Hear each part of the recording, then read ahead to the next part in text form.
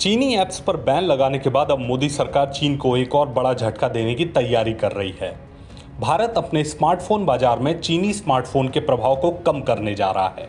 इसके लिए चीनी स्मार्टफोन पर सरकार बैन लगा सकती है। ब्लूमबर्ग की एक रिपोर्ट में दावा किया जा रहा है कि मोदी सरकार 12,000 रुपए तक की कीमत वाले सभी चीनी स्मार्टफोन पर बैन लगा सकती है, जिसमें 8 बड़ी चीनी कंपनियां शामिल हैं, जिससे देश के स्मार्टफोन मार्केट को बढ़ावा मिलेगा।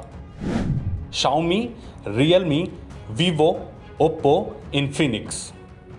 आइए जानते हैं इन चीनी स्मार्टफोन कंपनियों के बारे में जिन पर मोदी सरकार बैन लगा सकती है। पहली है Xiaomi। Xiaomi की भारतीय बाजार में सबसे ज्यादा हिस्सेदारी है। Xiaomi को सरकार के इस फैसले से सबसे ज्यादा नुकसान होगा। 12,000 तक की रेंज में इसके कई स्मार्टफोन हैं। ये MI, Redmi और Poco फोन बनाती है।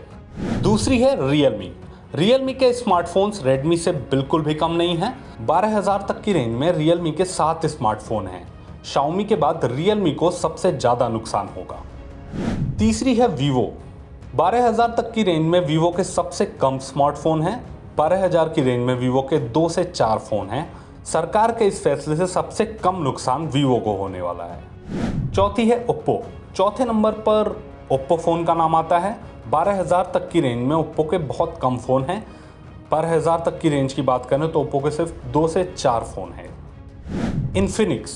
12,000 तक की रेंज में Infinix के कई स्मार्टफोन हैं। भारत सरकार के फैसले से इसको बड़ा नुकसान होगा। भारत अपने स्मार्टफोन मार्केट में चीनी मोबाइल फ़ोन के दबदबे को कम करना चाहता है। भारत सरकार लावा और माइक्रोमैक्स जैसी घरेलू कंपनियों को बढ़ावा देने के लिए चीनी मोबाइल कंपनियों पर प्रतिबंध लगाने जा रही है। हमारे देश की स्मार्टफोन कंपनियां इन चीनी ब्रांड्स के सामने कम फायदा कमा पा रही हैं और यह कदम उसे सशक्त करने के लिए उठाया जा रहा है।